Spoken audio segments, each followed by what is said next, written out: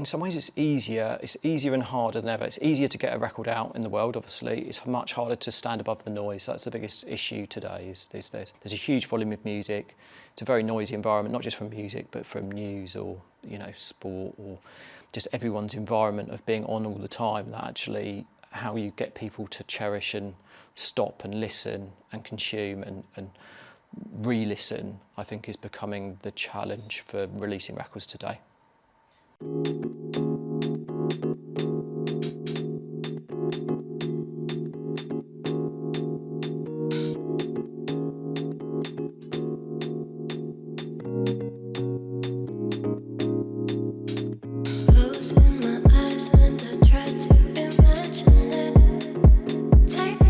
I'm Sean Brosnan. I'm the founder and managing director of Material Music, based in London. How did I get into music? There was no sort of straight path for me. I wasn't particularly musical as a child. My parents weren't musical. I got into the music industry. I was very much into business and music business. And I guess I first started I was always into music. If we go into the business side, I went to university, studied marketing and advertising. But even before that, I had work experience in a record shop. That then got me a Saturday job in a record shop, which then led to me DJing, which obviously built my network of people. After going to university, I ended up working at an advertising agency, decided that wasn't for me, went and got a job for Azuli Records, which was a big independent label in the sort of late 90s, early 2000s. I was head of marketing there and did events. Built up a whole event schedule, spent time in Ibiza, had a great time. That finished, and then I started my business, which is Material Music. As growing up, I always listened. I was always really into music, which I don't think my parents really understood because I wasn't musical. But I used to love buying tapes, and particularly dance music. Weirdly, I had this real affection for dance music, even at sort of from about 10, 12 years old, and used to love listening to sort of compilations, and was really into like the sort of 90s dance. Grew up in the best era of dance music, really, in the 90s. So stuff like Massive Attack and the sort of indie electronic bands that defined eras, Daft Punk, I guess, in the late 90s.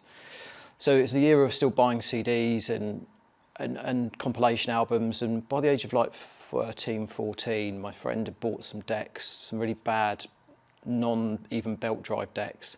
But the minute I went around his house and I saw them, I was like, wow, I want to do this. I love this. So I started buying records, and then became slightly addicted to buying records and travelled all over the South Coast and all regional London, the times when record shops were king, and used to buy records every Saturday, save up all my money, buy just endless records. So I started getting into happy hardcore, which turned into drum and bass. Then when I got the job in the record shop when I was 16, started really getting into UK garage, used to go out all the time.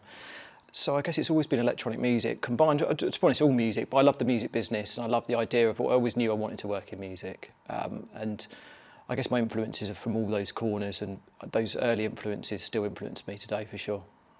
I saw dance music like punk. What I loved about dance music was you could do whatever you wanted in dance music. So if you wanted to start a magazine, when this is the time when magazines were big, if you wanted to start a record shop, if you wanted to start a club night, if you wanted to start a clothing brand, a record label, be a DJ, there's so many things you could possibly do.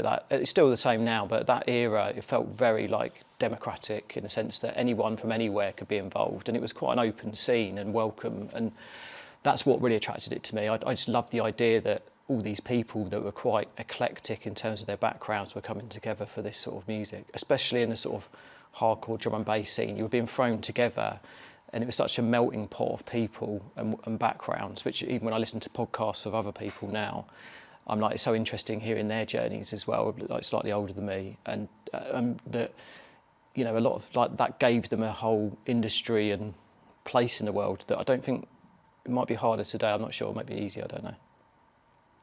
DJing, so going back to the Tandy decks, so I bought some decks. I remember saving up, buying some decks, and then getting the record shop experience, and then started working there every Saturday. So I'd work 8 hours a day, I'd be there at 10, people would come in and start ordering. There was a guy who used to turn up every Saturday and buy Gabba, if you know what Gabba is, sort of like hardcore techno that's, if you can call it techno, a mix between happy hardcore and techno that's probably 150 BPM. And I just remember working every day, buying records, getting really into DJing, and then I would just meet people through a network, give out tapes, started playing around Southampton a lot, played on boat parties, a lot of clubs in the area. Then I started DJing in Bournemouth, went to university in Bournemouth, so I started DJing around there. Then I started making my own club nights.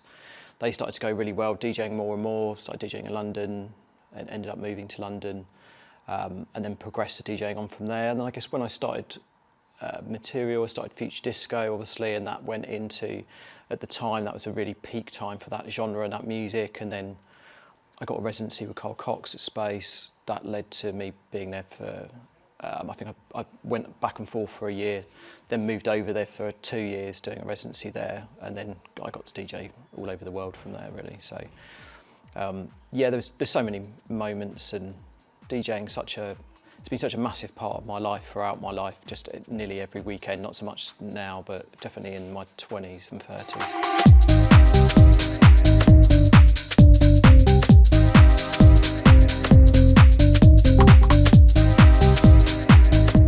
In terms of looking for an artist, in terms of what you need and what, I think it's sort of unexplainable sometimes. Why it's so difficult sometimes with younger people coming in to explain what we're looking for, because you almost can't put it into words exactly of what you're looking for. And sometimes data can say it, sometimes someone's Instagram or the music, but it's really a combination of all of them in terms of what we're looking for to work with artists. Even today, I think that's changed over time, because obviously 20 years ago you probably listened with your ears very much first. Now it's your eyes and your ears much more. So I think that's the big change over time. But I think the same thing remains. You're looking for something unique.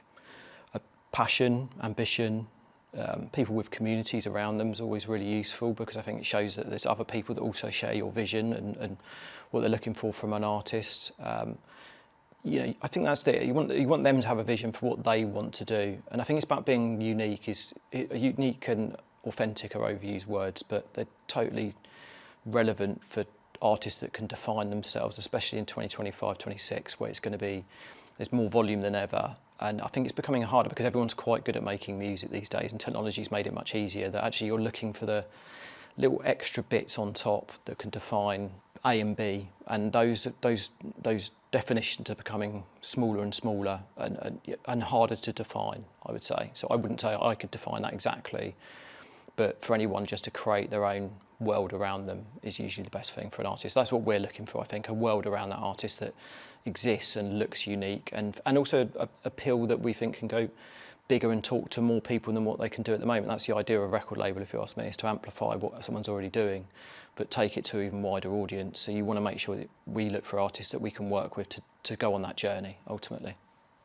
Releasing records is obviously massively, massively changed. The same essence. I mean, you're taking music and you're adding value, and then it's coming out the other side for an audience, and you hope that reaches as many people as possible and they cherish that record and it's timeless. That journey is exactly the same, so it can't get too complicated. Obviously, releasing music these days has become complicated because there's so many channels to reach. Before, there was few gatekeepers, which in some ways is much more democratic, in a sense that before, obviously, if you got a Friday night Radio 1 play, the phone would ring, everything's going well, you know what that's going to do, record shops would take the record. Now you've got obviously social media, as well as radio, as well as DJs, as well as lots of places for records to be heard. So I don't think there is one straight route to releasing a record these days, which doesn't make it easy for anyone and for us to release records, sign records, and go on that journey.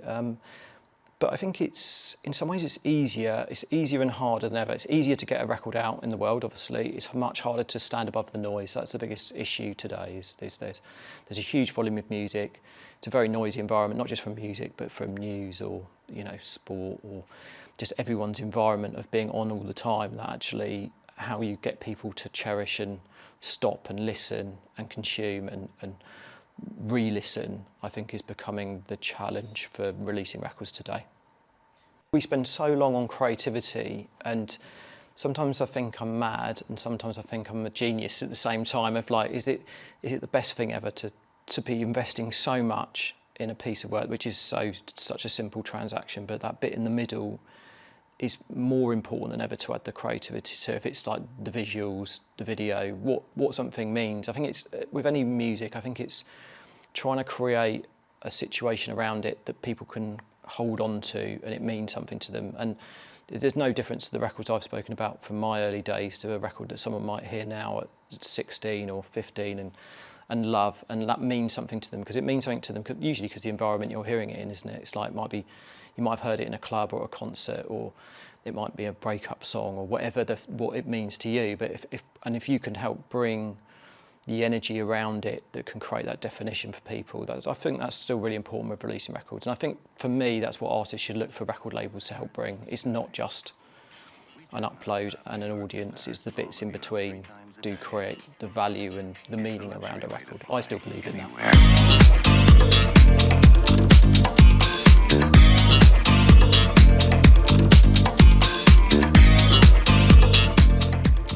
For material, I think we just want to be forward thinking. I think it's really important. I think we want to offer artists a place where they can be creative, where they can get support, where they can live out their dreams ultimately. Like, we can help build those communities we talked about, build that creative vision that they've got for what they want to do.